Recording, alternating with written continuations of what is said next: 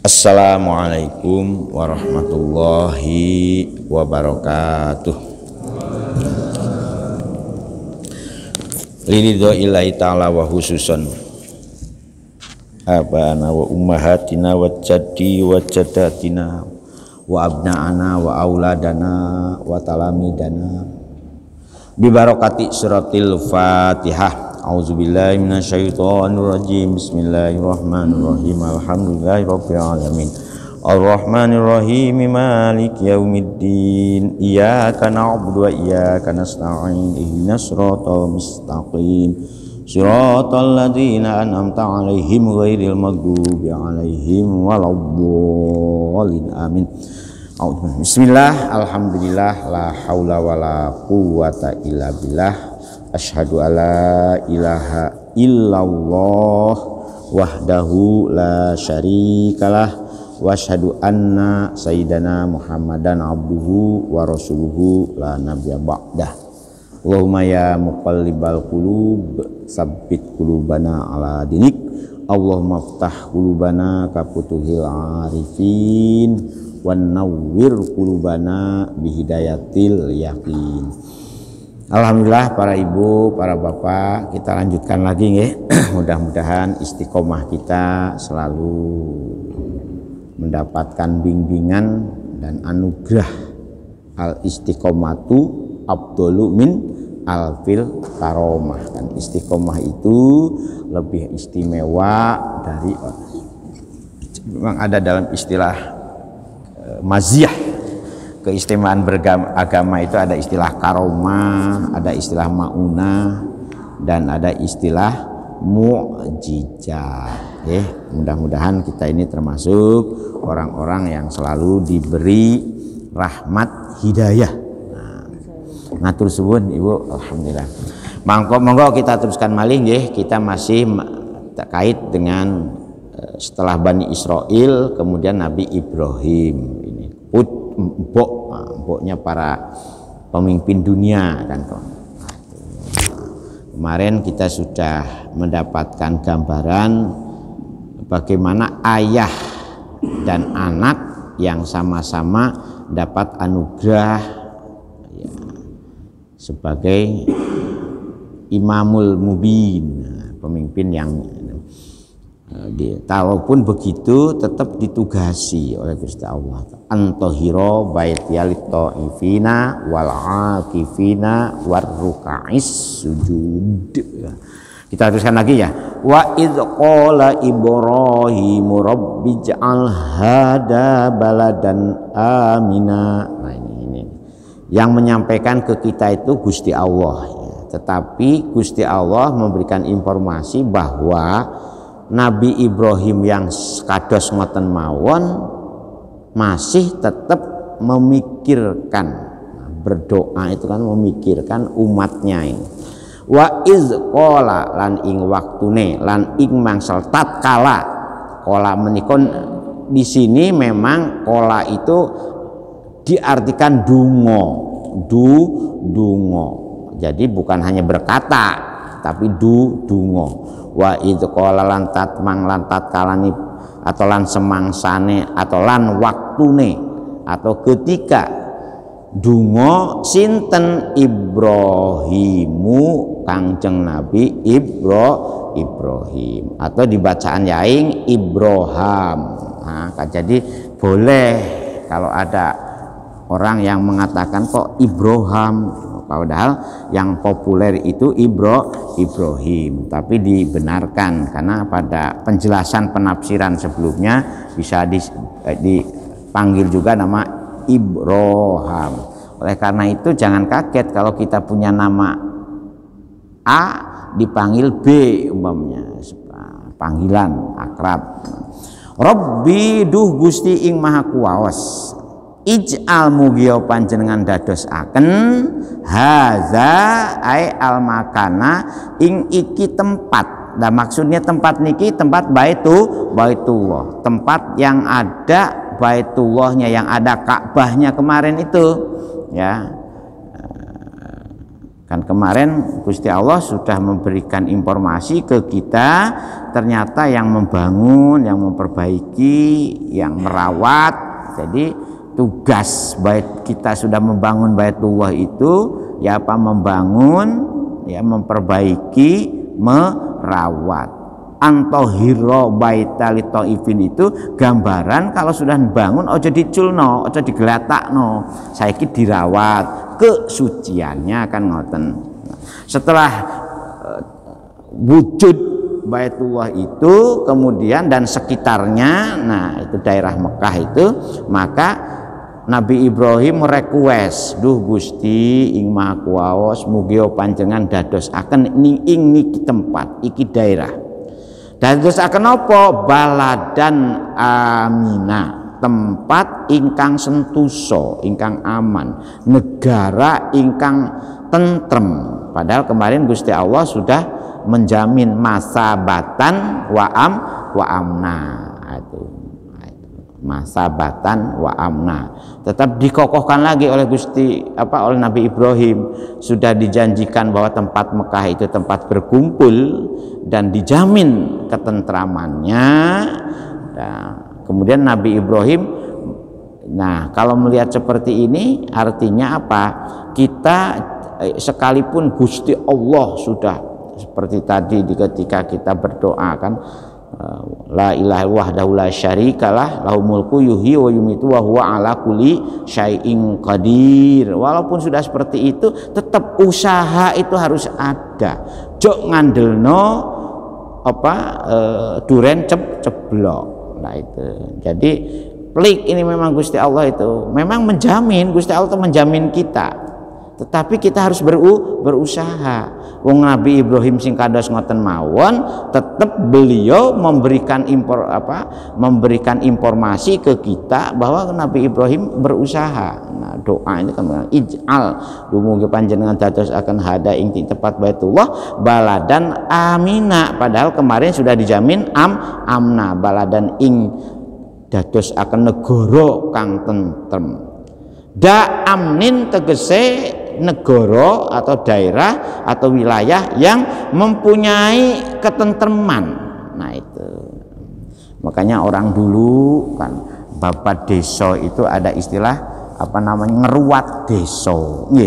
Ngeruat desa itu jangan dianggap bid'ah kalau isi ruatannya itu dalam rangka berdoa agar suatu daerah itu betul-betul aman, tentram. Dulu itu kalau zaman saya kecil ya di suatu daerah itu ya dikelilingi mau sholawat. Ya, kalau terjadi kalau dulu itu kan zaman belum ada listrik, wong nyolong itu kan gampang ya. Makanya kan dipageri oleh pring desa. Rata-rata desa-desa itu kan dulu sekelilingnya itu ada pring, ya kan? Nah, pringnya yang berduri lagi. Jadi belum ada teknologi perpagaran, bahkan rumah-rumah tertentu, kantor-kantor tertentu. Coba kalau panjenengan ke Citraland itu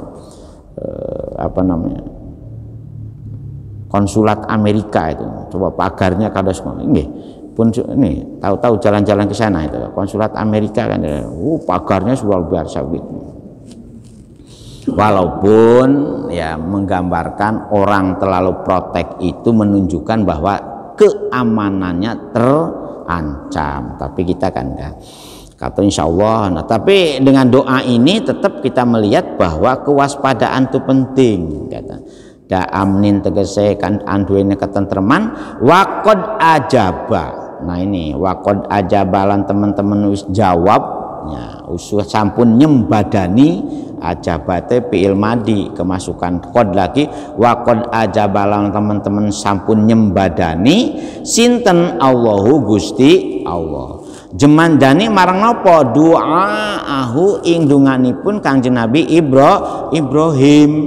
Paja alamang kadados akan Gusti Allahu ing balad, yaitu ini tafsirannya haroman dados akan dados tanah haram, dan ada itunya kan, ada batas wilayahnya, berapa radius area tanah haram itu. Nah, ketika di tanah haram yang apa yang tidak boleh dilakukan? La yusfaqud bihidamul insanin.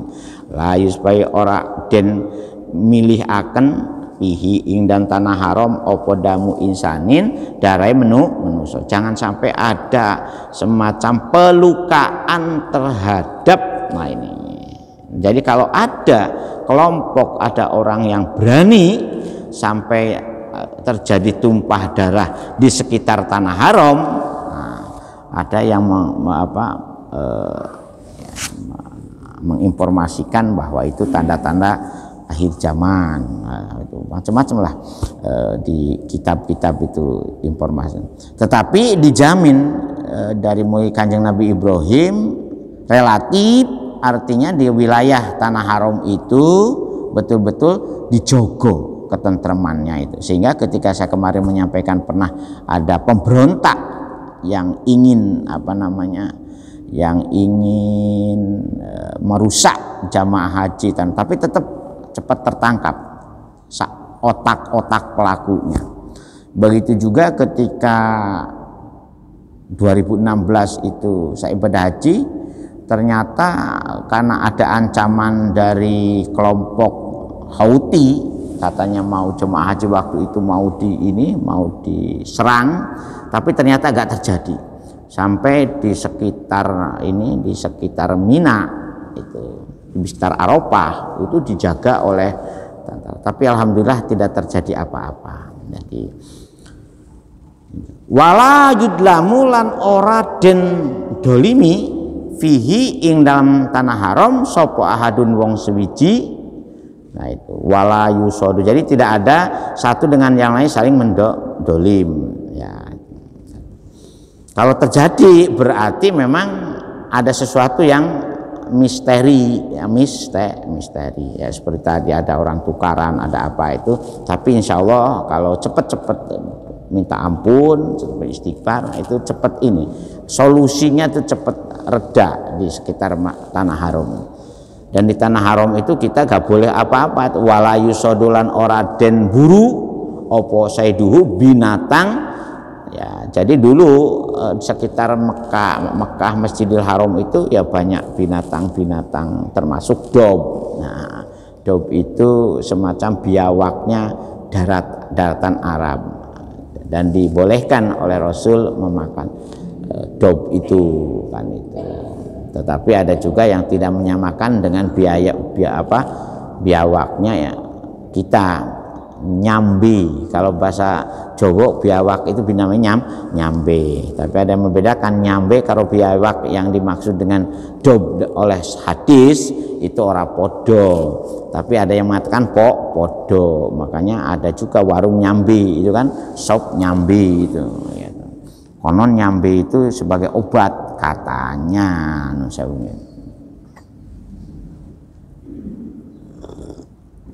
Alhamdulillah, ini nggak boleh berburu di tanah haram itu.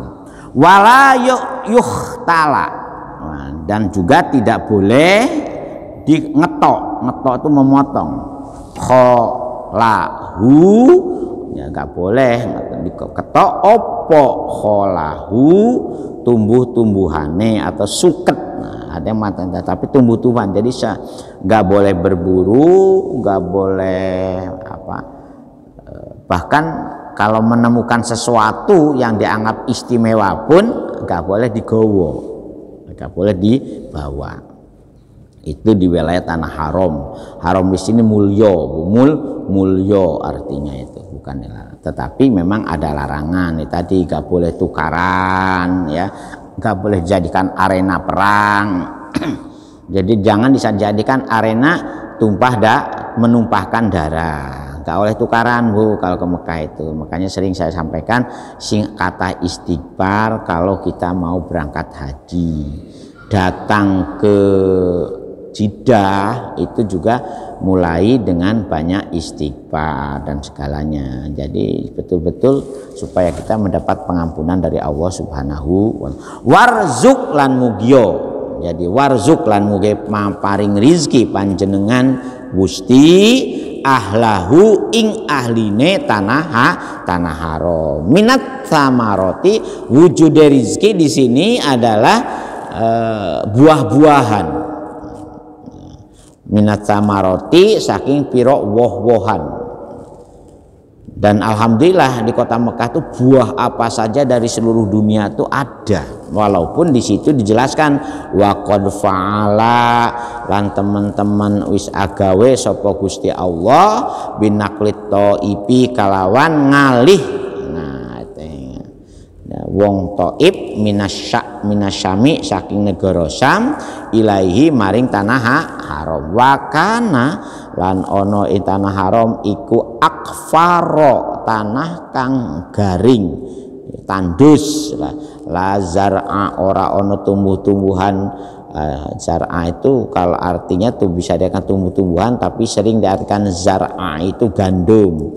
Ada yang juga sering diartikan zar'a itu apa padi. La zar'a ora ono tumbuh-tumbuhan kang kene dipangan iku maujud fihi ing dalam tanah haram wala ma'a lan ora ono banyu iku maujud tetapi banyunya hanya satu namanya banyu sumur jam-jam. Jadi kalau artinya begini, ketika melihat tanah Arab yang tandus seperti itu ternyata Gusti Allah nyembadani mengabulkan doanya Nabi Ibrahim dengan apa dipenuhinya kebutuhan orang-orang yang ditinggal di sekitar tanah haram itu dengan apa? Pertama memang ada namanya daerah Thaif ya. Daerah Thaif itu daerah yang paling subur di tanah Arab dan biasanya jamaah haji ada ya juga yang diajak jalan-jalan ke sana. Ada traveling ke wilayah Thaif yaitu traveling. Kangge sinten ahlahu di sini dijelaskan juga oleh Gusti Allah. Nabi Ibrahim yang berdoa tapi yang menjelaskan kita kan Gusti Allah. Yang ahlahu yang bagaimana yang akan mendapatkan anugerah luar biasa yaitu apa ahlahu yang man sinten mawon. Nah itu penjelasan dari ahlahu ini Bu.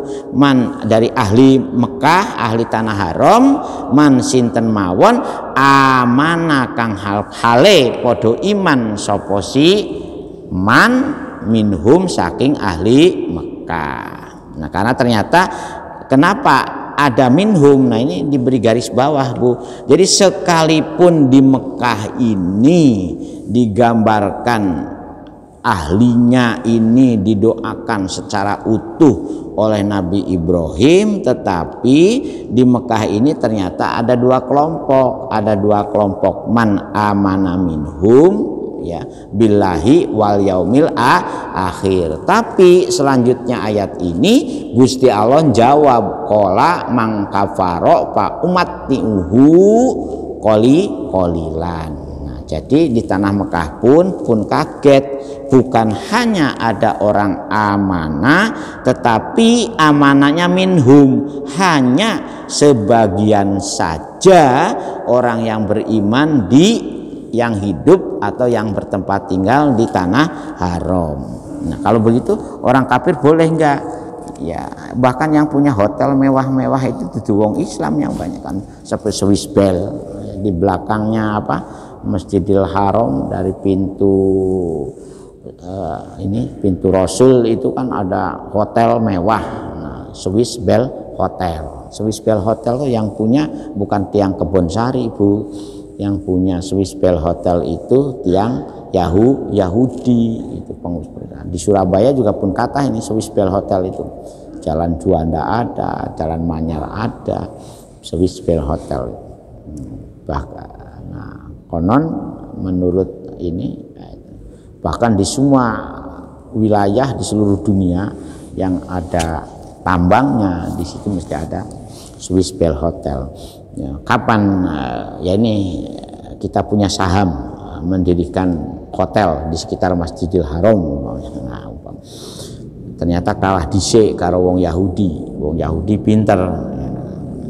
Badalun min ahlahu. Jadi man amana minhum itu menurut penafsiran badalun, sebagai ungkapan pengganti, kalimat pengganti min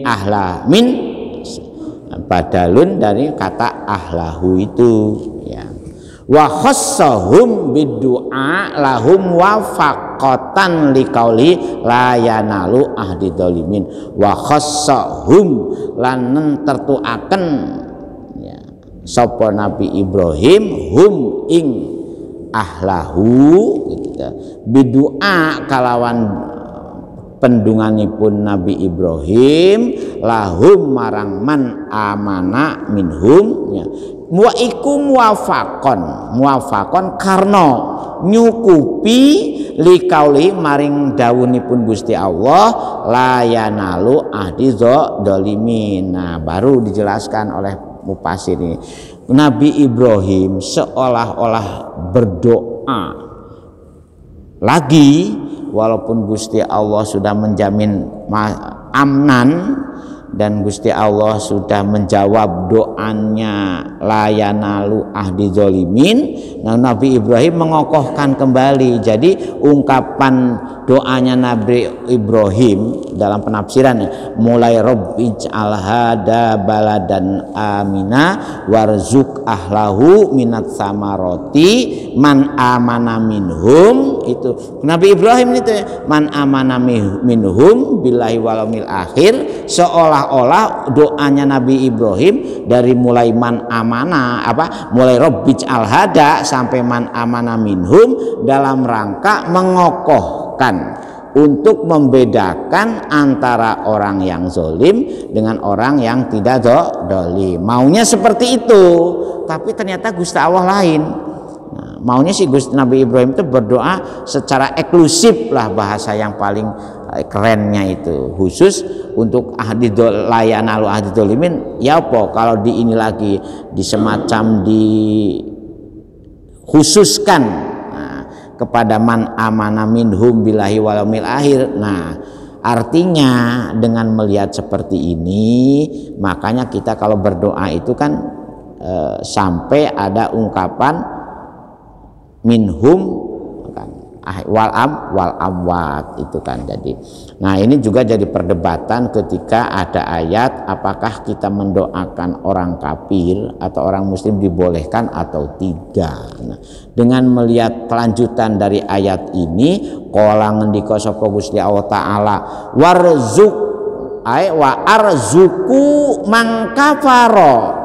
Nabi Ibrahim, kamu ingat aku iki sing dadina manusa kabeh, sehingga sekalipun ada orang kafir tapi tetap Gusti Allah arzuku ya. Jadi wa mangkaparo itu di sela-sela waman itu ditafsiri wa arzuku lan paring wis arzuku fil mudhari lan paring rizki sapa ingsun Gusti Allah man ing wong kaparo kang kafir sapa man. Jadi artinya bapak-bapak pun kaget, Gusti Allah itu memberi panganan manusia di dunia tidak hanya untuk orang yang beriman saja, tetapi untuk orang kafir pun Gusti Allah menjamin ya. Tetapi ingat Pak umat kolilan, tapi diberi kepuasannya itu sebatas mereka tinggal di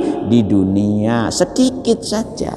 Artinya nah ini perlu dihayati betul, karena ayat ini memberikan gambaran bahwa Gusti Allah itu ternyata tidak medit untuk siapapun makhluknya di muka bumi, tetapi ternyata dibedakan ya. Kalau orang yang beriman itu di dunia dan di akhiratnya dijamin. Kalau di dunia mendapatkan rahman sama seperti orang kafir pun mendapatkan rahmannya Gusti Allah, tapi di akhirat hanya mendapatkan rohim itu untuk orang yang beriman. Makanya kalau ulah kiai Jawa mengartikan ar-rohim ya, yaitu kasih sayang dumateng tiang mukmin bloko, ada kata blokonya saja. Nah, maka Makanya Ar-Rahman itu gambaran kasih sayang Gusti Allah di dunia kepada siapapun, babah mukmin, bahkan kafir, babah musyrik, ya, babah ateis atau komunis, bahkan tidak ngerti, bahwa tidak mengakui Gusti Allah pun di dunia ini oleh Gusti Allah tetap diberi panganan, diberi daya hidup, diberi kepuasan menikmati dunia walaupun qolilan. Nah, qolilan di sini artinya muddatah hayatnya. Fa ummatihu mongko nyukupi, memberi kenikmatan, memberi jaminan ya sapa Gusti Allah hu ingman kafaro. Nah, bitasdid dari kata umat tiuhu itu ada tasdidnya, huruf taknya itu. Wa takhfif utawa ora ana tasdide. Pa umati uhu atau pa umati uhu. Ya. Gambarannya kapan Gusti Allah arzuku fid dunya nalika orang-orang kafir itu hidup di dunia. Jadi sama Bu di dunia itu, jadi oleh karena itu jangan pun meri. Opo sing duwe Swiss Bell Hotel kok orang kafir. Kenapa yang punya Marriott orang kafir? Mengapa yang punya Sito itu orang kafir? Artinya kafir di sini memang dia bukan orang Islam. Tetapi kalau ngono tak jarah saja ya, gak boleh begitu Bu. Kalau walaupun orang kafir tetap dihormati aset-aset kepemilikannya di dunia ini. Jadi pun ngantos, iki sing duwe mall Tunjungan Plaza itu wong kafir, mari tak jarah saja, ya gak boleh. Kalau penjenengan walaupun jenengan iman, sholat rajin, kemudian memerintahkan menjarah Tunjungan Plaza, ya masuk penjara Bu. Karena bagaimanapun oleh ulama fikih, manusia selama di dunia itu harus dijamin satu, eksistensi kehidupannya, wujud ruhnya yang nempel di jasad itu sama-sama wajib dilataktun nafsan. Nah, itu yang kedua, kehormatannya. Jadi walaupun orang tidak sholat, orang kafir, tetap eksistensi kehormatan sebagai manusianya harus dijaga, sama-sama harus dilindungi. Ya, makanya dikenal dengan istilah hak asasi manusia. Yang ketiga, propertinya juga harus dilindungi. Sehingga Imam Abu Hanifah, ya, kalau ada orang Islam kemudian mateni babine yang biasa dimakan oleh orang kafir, atau itu juga tetap wajib dihukum. Ya, walaupun babi itu bagi orang Islam hukumnya haram, jadi gak boleh. Pak ummati uhu selama kapan menikmatinya itu qolilan, sebatas muddata hayatihi, sebatas ketika matanya bisa berkedip. Muddata itu samangsane nalikane orang kafir itu hidup di dunia. Oleh karena pun meri nggih. Jadi panjenengan pun gadah pikiran sing meri, wong Cina sing nguasai macam-macam, pada wong Cina gak tahu sholat nang Masjid Darul Hikmah, Masjid Al Hikmah, ya gak boleh begitu ya. Ya tetap kita menghormati karena bagaimanapun dijamin oleh Gusti Allah. Jadi seseorang siapapun apakah nyembah Gusti Allah atau tidak, jadi eksistensi kehidupannya, eksistensi kehormatannya, dan eksistensi propertinya tetap wajib dijaga, gak boleh dijarah gitu ya. Nah itulah pentingnya negara. Negara itu untuk menjamin bagaimana keharmonian antar kehidupan itu tidak tidak diprovokasi oleh beda agama. Tetap ya, oleh karena tetapi kita punya keyakinan summat taruhu. Nah ini ila adabinar, pun kamu pun ini jangan sampai meri, karena di akhirat nanti Gusti Allah akan jeblosno orang-orang kafir itu masuk neraka, masuk siksane neraka. Makanya ada Ar-Rahim itu untuk memberikan Gusti Allah adil. Kalau kamu iman walaupun di dunianya memang tidak semewah, tidak seglamor, tidak sehebat orang-orang kafir terkait dengan kenikmatan kamu di dunia, tetapi kamu harus yakin sebagai orang yang beriman bahwa di akhirat kebahagiaan itu hanya milik orang mukmin.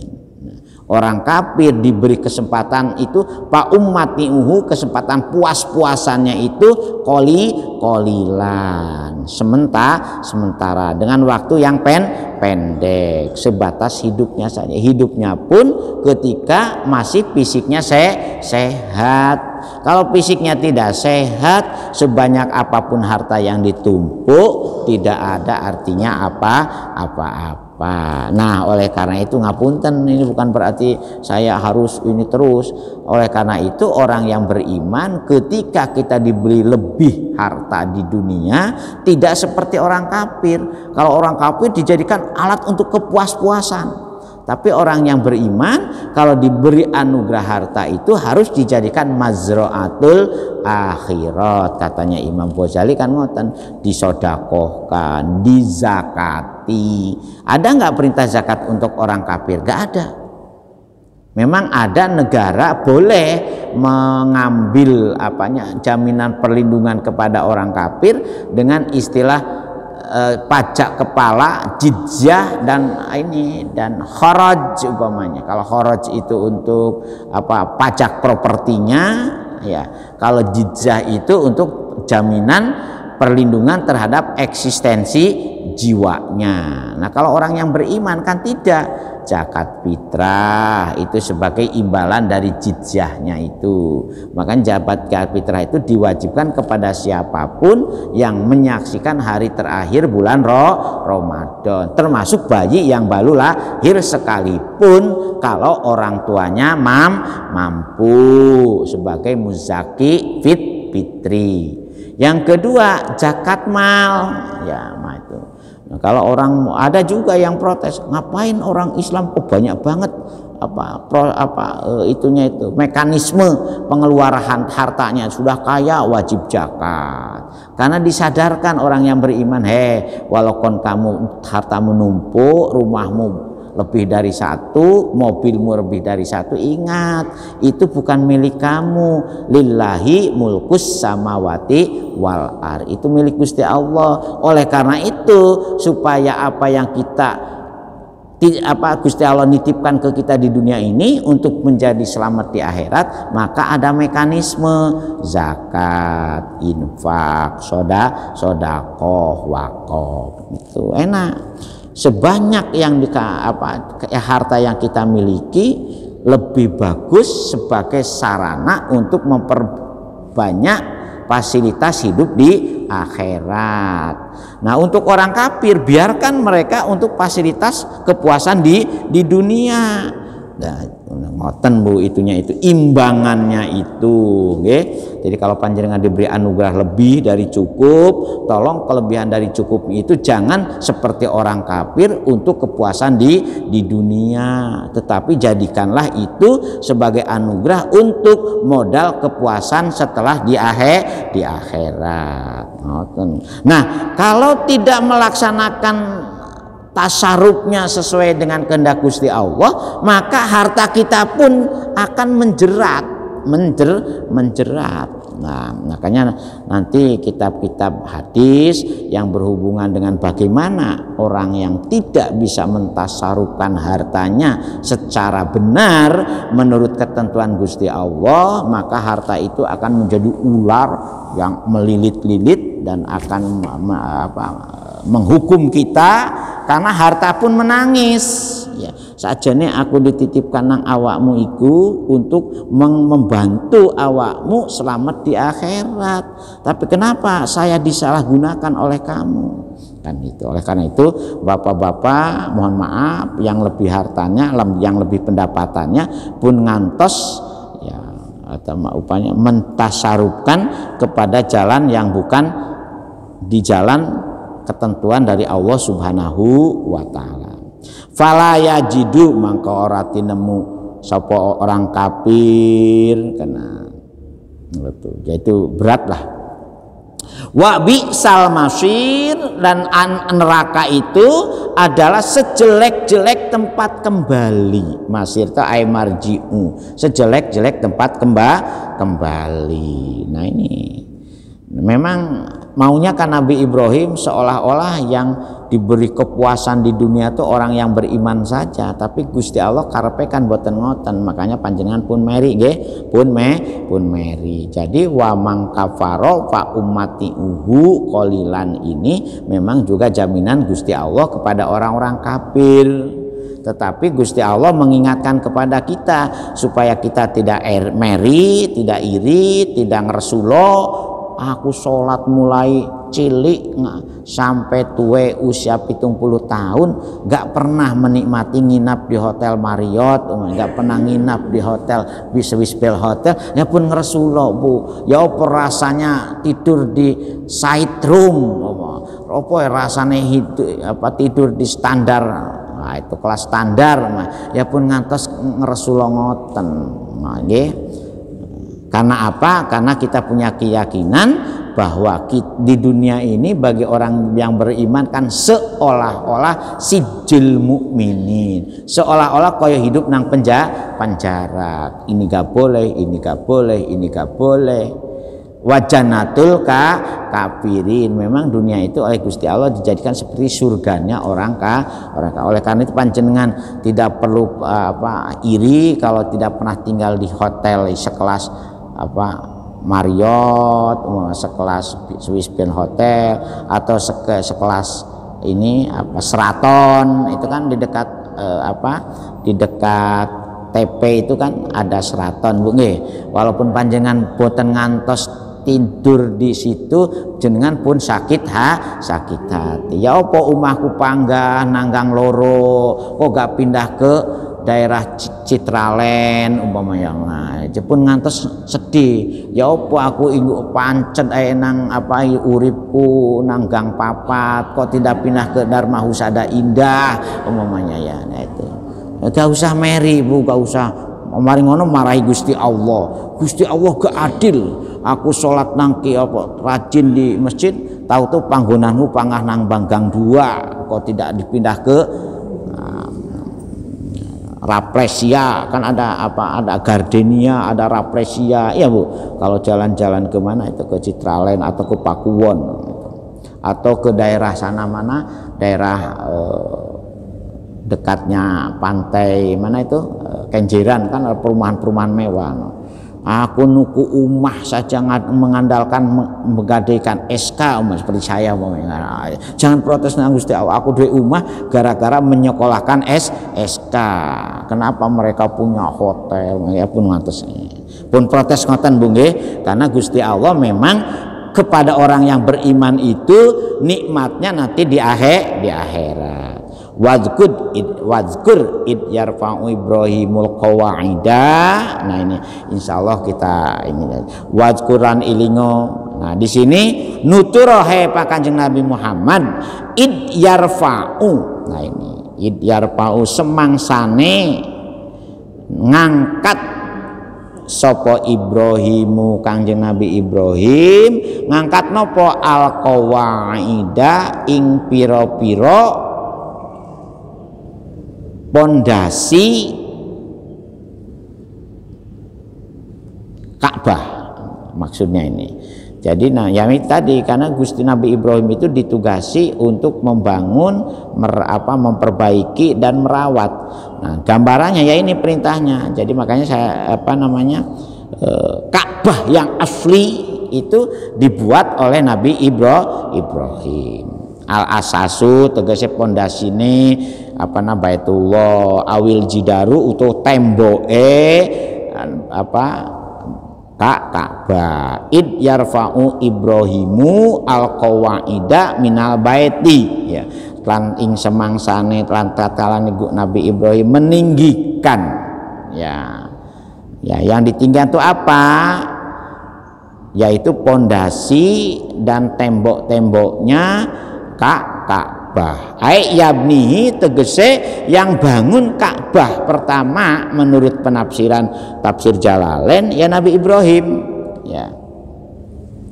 Dengan muta'alikun ya biyarfa'u ya. Jadi ditinggikan dari rata-rata dataran di sekitar Baitullah itu.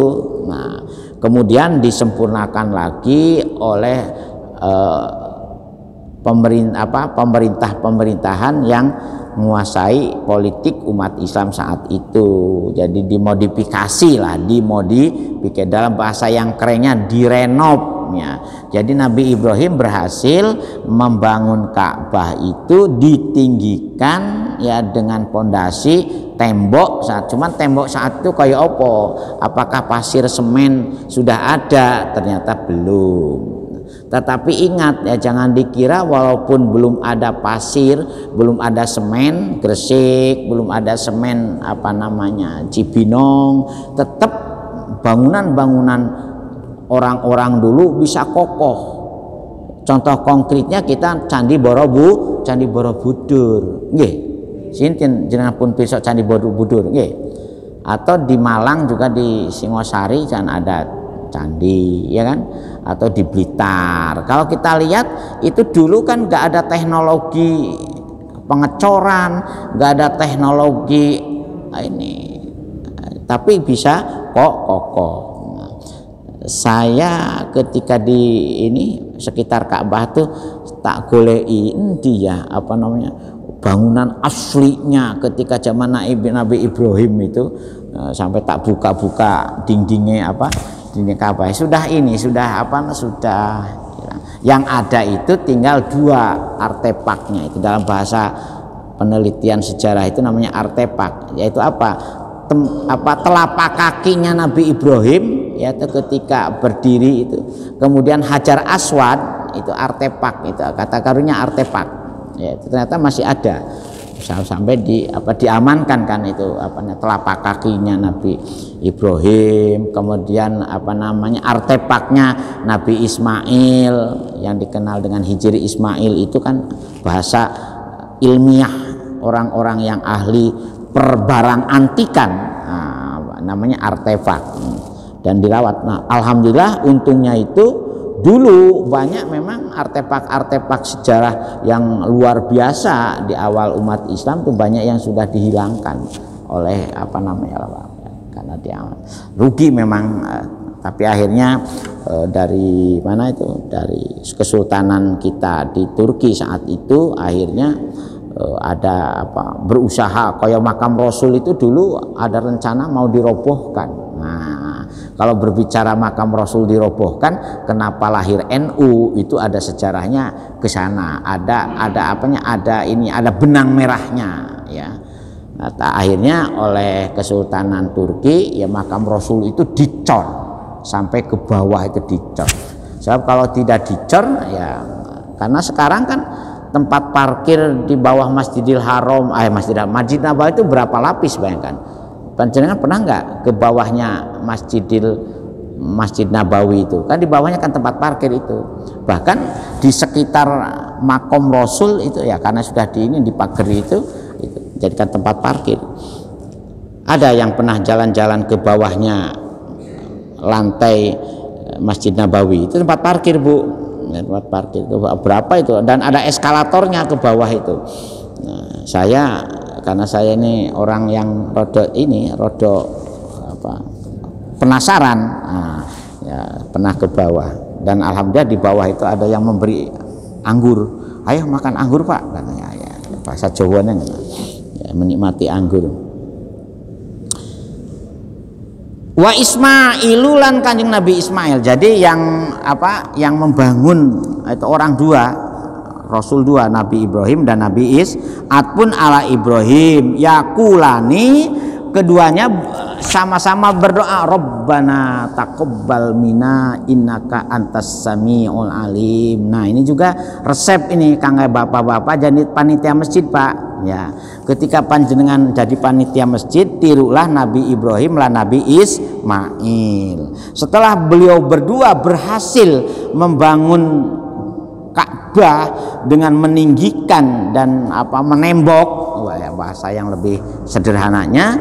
Kemudian setelah selesai mereka tidak jemowo, tidak wah saya sudah, tapi justru mereka berdoa, Robbana, duh pangeran kita berdua. Robbana itu naknya itu berdua, Bu. Kenapa ada Robbana, duh Gusti ing Maha Kuwaos pangeran kula berdua, takobal mugi panjenengan rami mina saking kula berdua. Inna kasatune panjenengan Gusti iku antas samiul alim, zat kang maha midanget. Nggih, mendengar tuh bahasa halusnya midanget nggih. Nah, jadi oleh karena itu ini sebetulnya ayat ini ayat yang penuh dengan landasan akhlak yang mulia. Jadi pertama, kalau kita ini berhasil melakukan sesuatu, jangan sampai kita ini bangga, seolah-olah sayalah perjuang, itu nggak boleh. Makanya ngapunten, saya selalu menyampaikan ketika awal membangun masjid sambung ini juga, saya hanya memberi tahu teman-teman itu, yang penting kita jangan mentarget selesai. Ya, karena apa?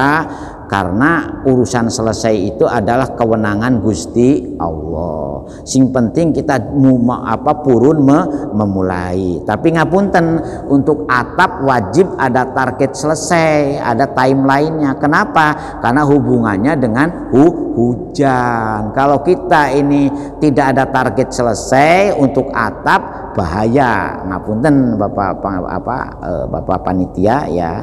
Jadi kalau atap kita punya target, wajib ada timelinenya, ada time schedule-nya. Tapi kalau untuk memulai yang berhubungan dengan itu gak ada target, tapi kan akhirnya selesai juga kan.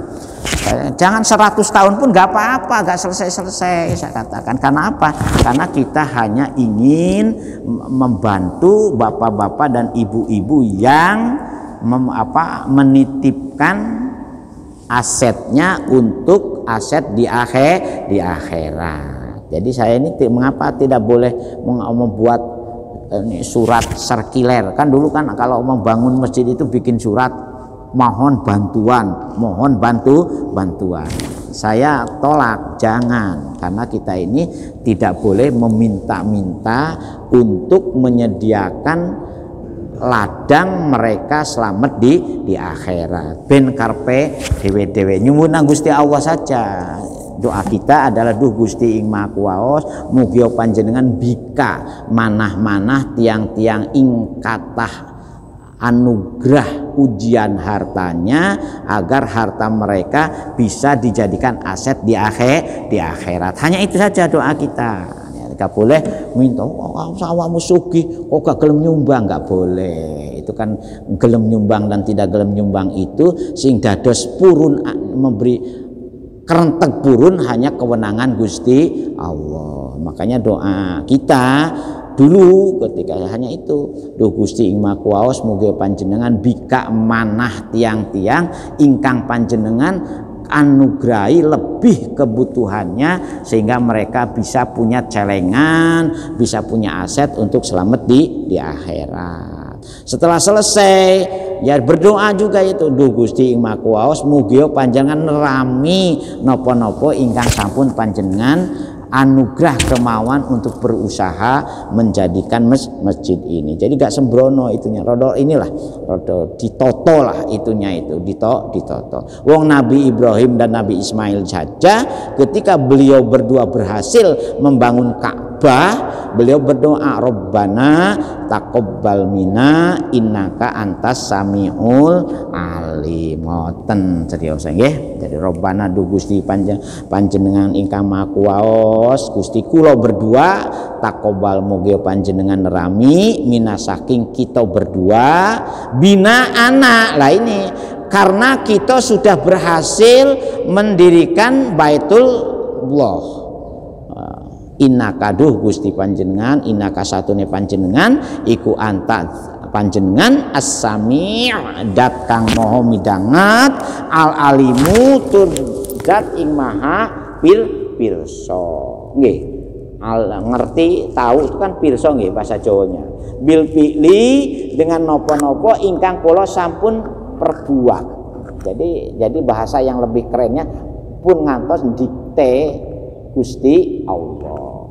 Kita hanya berharap Rabbana Gusti panjenengan kula berdua waj'alna mugi panjenengan dados akan kami berdua muslimaini.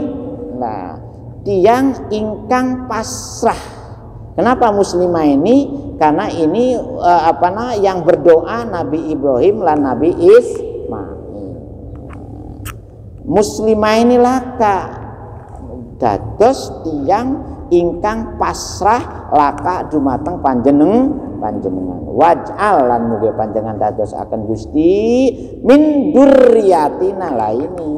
Nabi Ibrahim dengan Nabi Ismail itu pancen hebat ya.